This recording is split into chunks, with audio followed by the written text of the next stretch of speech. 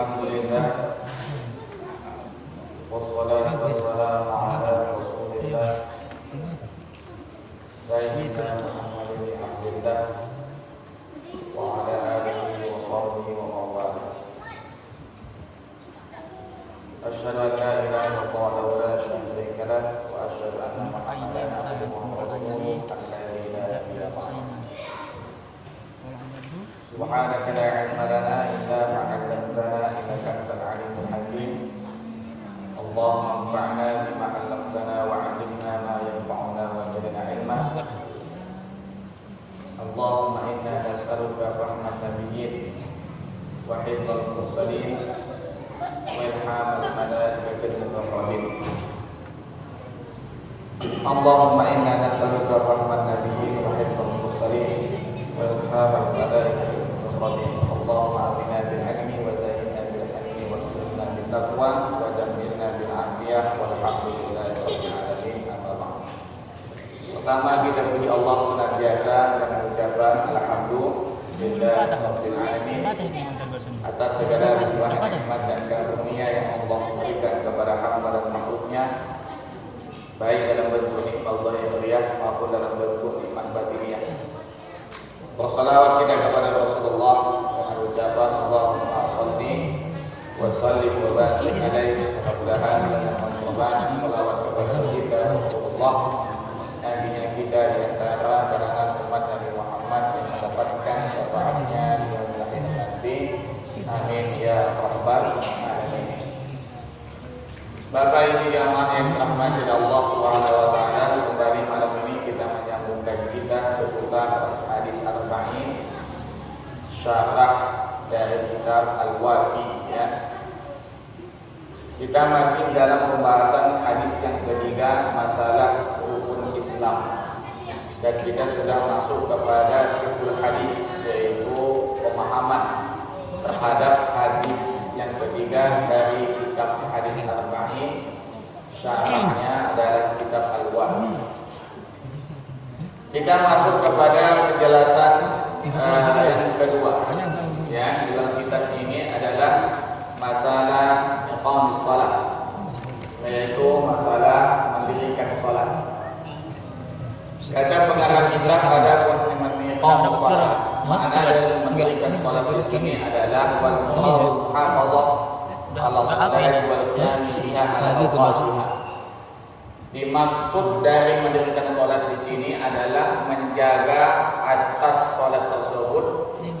Setelah dijaga, lalu didirikan sholat tersebut pada waktunya. Dengan artian apa? Dengan artian tidak melalaikan waktu. Kalau seandainya manusia itu melalaikan waktu, masuklah kategori fawailul lil musallin.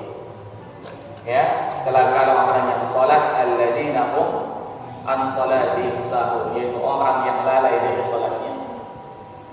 Maka apa kata Imam Ali As-Sabuni di dalam kitab tafsir Safat Tafasir dalam tafsirkan alladzina hum an salatihim sahun, kata beliau, segala puji bagi Allah, Allah wahyukan kepada Nabi dengan kalimat an salatihim, bukan fi salatihim.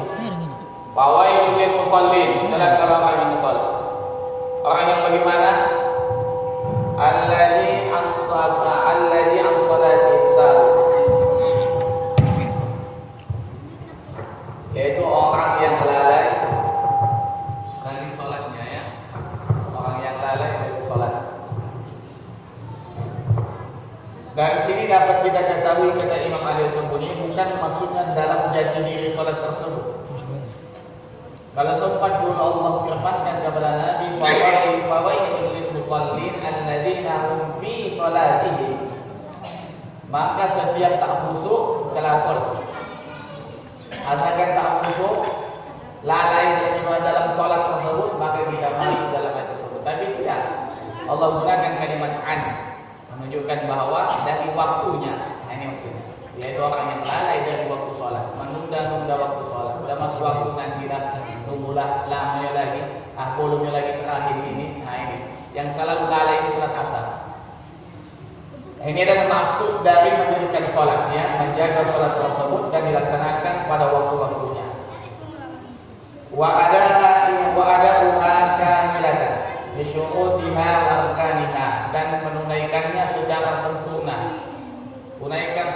secara sempurna, lengkap dengan syarat-syaratnya dan lengkap dengan rukun-rukunnya. Rukun itu terbagi 3. Ada yang disebut dengan rukun qalbiyah, ada rukun fi'liyah, ada rukun qauliyah. Ada rukun qalbiyah, rukun hati, itulah niat. Ada yang disebut dengan rukun fi'liyah, rukun perbuatan. Rukun perbuatan itulah berdiri tegak lurus menghadap kiblat, merukuk, i'tidal, bersujud, duduk antara dua sujud sampai duduk tasawuf akhir. Ada pula rukun qauliyah, rukun yang bentuknya bacaan. Apa itu? Takbiratul ihram, al-fatihah, tasyahud akhir, salawat dan salam. Ini adalah bacaan yang rukun dalam salat. Sempurna, syarat sempurna, rukunnya sempurna, begitulah cara kita sempurna melaksanakan salat. Wa qira'atul adabiha, dan memperhatikan adab-adab dalam salat. Jadi bukan asal kerojokan saja, ada adab. Salah satu adab dalam menunaikan salat ini adalah dari segi kita berpakaian. Jangan kita dikatakan menghadap pemimpin daerah dengan pakaian bagus, pergi undangan dengan pakaian mahal. Dan pergi dalam sholat paslah bersinglet saja dulu. Pakai kain masuk singlet sudah, melopasi menurut aurat saja dulu. Padahal Allah sebutkan dalam Al-Quran, khuzu zinatakum 'inda kulli masjid. Gunakanlah kamu pakaian yang bagus tiap kali masuk ke dalam masjid. Walaupun nanti penjelasan ulama, maksud dari zinah dalam ayat tersebut adalah menutup aurat memang. Tapi setidaknya ada adab kita menghadap Allah Subhanahu wa taala dengan pakaian yang layak, pakaian yang fitrah, pakaian yang maklum, yang biasa dipakai oleh orang. Ini adalah cara kita dalam melaksanakan salat. Wa sunnahha, dan juga sunnah-sunnahnya. Laksanakan sunnah-sunnah salat. Jangan hanya lepas wajib saja. Kita ini banyak yang lepasnya wajib saja, terutama apalagi salat sunnah. Al-Fatihah saja tak pala surah. Rukuk subhana rabbiyal azim sekali saja. Sujud subhana rabbiyal a'la sekali saja. I'tidal rabbana walakal hamd saja. Padahal banyak lagi bacaannya, mil'us samawati wa mil'ul ardi wa mil'u masyidan bisyai'in ma. Kadang kita pikir salat kita waktu kanak-kanak lebih sempurna setelah kita dewasa. Lebih sempurna daripada kita dewasa. Dulu anak-anak awal lompat yang kita baca. Terutama masalah i'tidal. Lompat dulu kita baca tu mil'us samawati wa mil'ul ardi wa mil'u masyidan bisyai'in ma. Setelah dewasa, rabbana walakal hamd. Dah itu saja. Makin meningkat.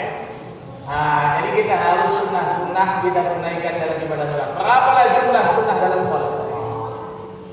Tak pernah orang bapak ibu menghitung jumlah sunnah dalam salat. Saya punya kitab khusus, namanya Bidayatul Minnah. Kitab Bidayatul Minnah fi syar'i khamsami'ah sunnah.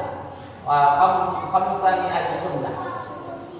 Di kitab Bidayatul Minnah tersebut mencakup 500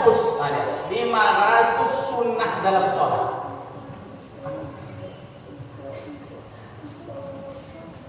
500. Kita lagi kan Bidayatul Minnah. Itu belum saya ajarkan di Masjid Malik. Saya dah membaca kitab itu. Bidayatul Minnah fi syarhi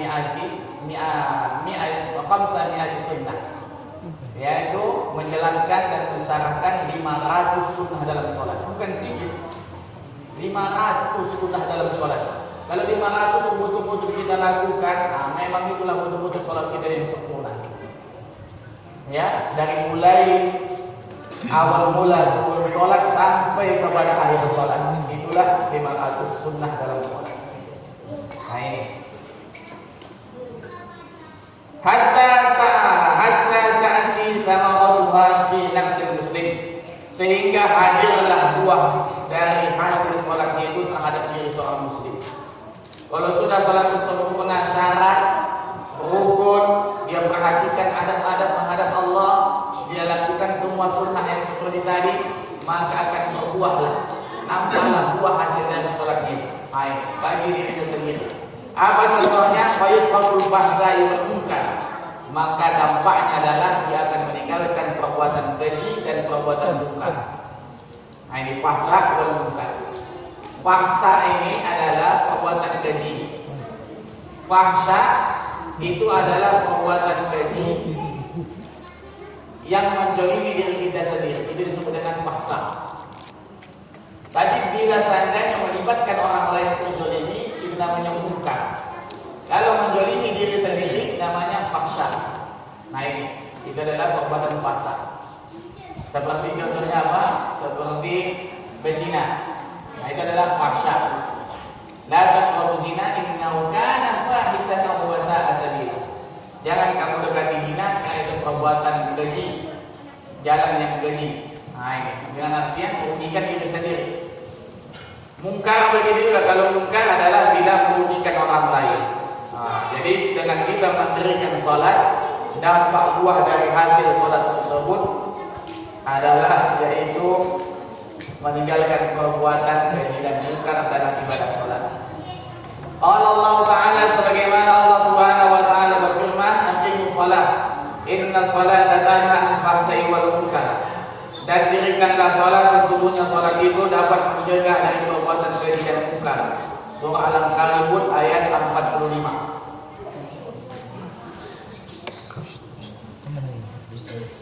Jawaban di sini lah. Pada intinya saja kan. Wassalatu syiarul muslimin. Syiarul muslimin. Dan salat itu adalah syiar bagi orang Islam. Wa amalul mu'minin, dan juga adalah cabang dari cabang keimanan. Qala sallallahu alaihi wasallam, bersabda Nabi Muhammad sallallahu alaihi wasallam tentang salat. Apa kata Nabi? Bainal rajul wa bainasy syirk wal kufri tarkas salat. Membedakan seseorang itu dengan orang kafir, bahwa dari muslim atau non muslim, adalah membedakannya adalah dalam perkara meninggalkan salat. Kalau dia menegakkan salat, maka dia itu seorang muslim. Bila dia meninggalkan salat, maka ciri orang yang non-muslim tentu tidak melaksanakan salat. Nah, itu membedakan. Ya. Maka dalam hadis lain dari Nabi Muhammad sallallahu alaihi wasallam, as-salat imanuddin. Salat itu adalah tiangnya agama.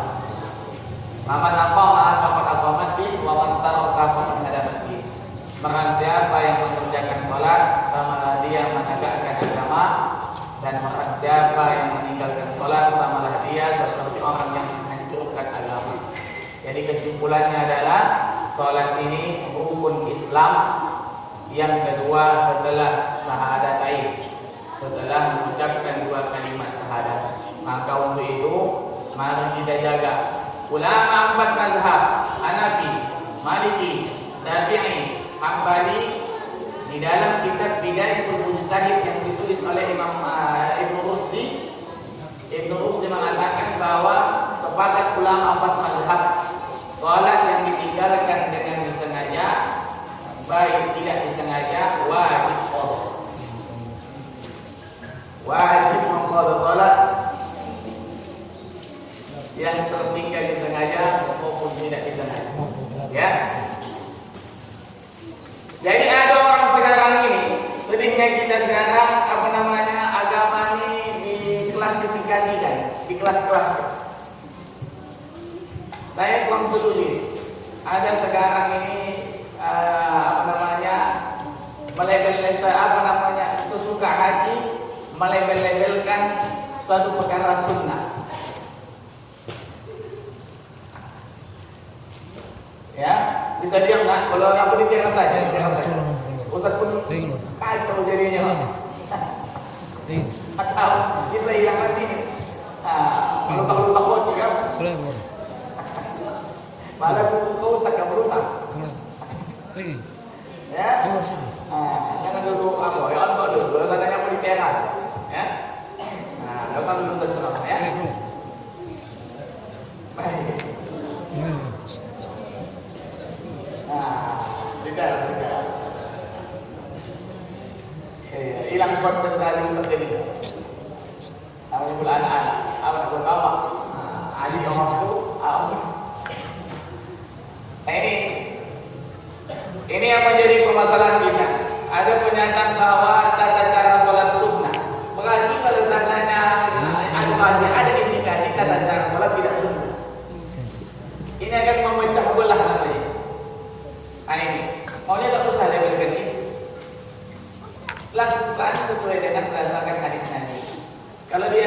bermazhab silahkan. Bagi yang tidak bermazhab mengambil kifat apa namanya? Sifat salat Nabi yang ditulis oleh Syekh Nasrul Albani silahkan.